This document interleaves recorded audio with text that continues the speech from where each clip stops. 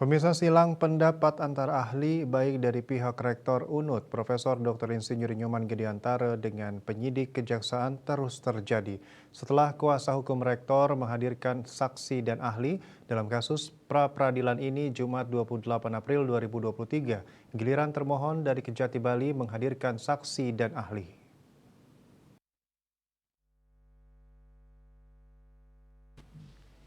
Sebelum ahli dan saksi, jaksa menyodorkan bukti surat dan dokumen yang disita dari pihak UNUD yang kemudian dijadikan salah satu dasar penetapan Profesor Antara sebagai tersangka kasus SPI UNUD. Saksi Andrianto yang merupakan Kadistik Pidsus Kejati Bali yang ditanya soal kapasitas auditor dalam perkara SPI ini cukup lugas memberikan jawaban soal penetapan Profesor Antara sebagai tersangka. Yang dibahas kemarin paling dominan adalah soal audit.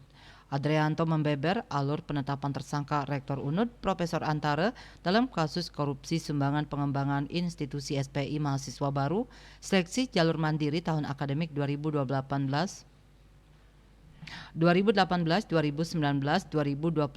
Keterangan ini menjawab pertanyaan dari penasihat hukum Profesor Antara, Gede Pasek Swardika dan kawan-kawan. Saksi menjelaskan diawali ada laporan tentang dugaan tindak pidana korupsi di UNUD, lalu dilanjutkan dengan penerbitan surat perintah penyelidikan dugaan korupsi SPI mahasiswa baru UNUD tanggal 23 September 2022. Dalam proses penyelidikan ini telah dimintai keterangan 5 orang. Pada 18 Oktober 2022, penyidik menaikkan status perkara dari penyelidikan ke penyidikan setelah melakukan gelar perkara.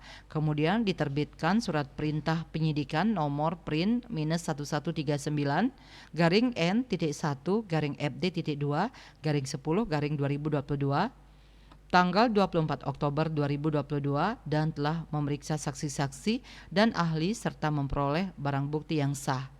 Penyidik lalu melakukan ekspos pada tanggal 11 Januari 2023, 7 Februari 2023, 3 Maret 2023, dan 7 Maret 2023.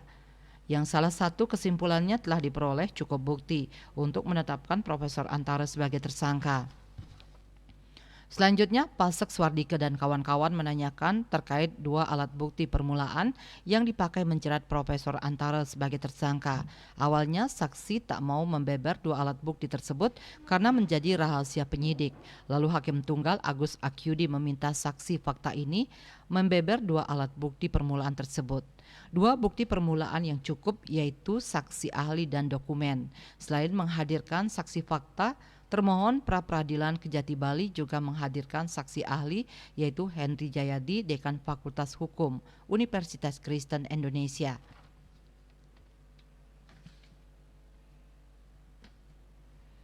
Ahli dari jaksa menyampaikan yang diperiksa dalam pra-peradilan adalah hal-hal bersifat normatif dan formil. Penetapan tersangka adalah berdasarkan keterangan saksi, keterangan ahli, bukti surat, petunjuk dan keterangan terdakwa. Dalam menetapkan seseorang sebagai tersangka, kata ahli minimal ada dua bukti permulaan yang cukup, tidak diwajibkan langsung kelimanya. Miasa Bali Pos melaporkan.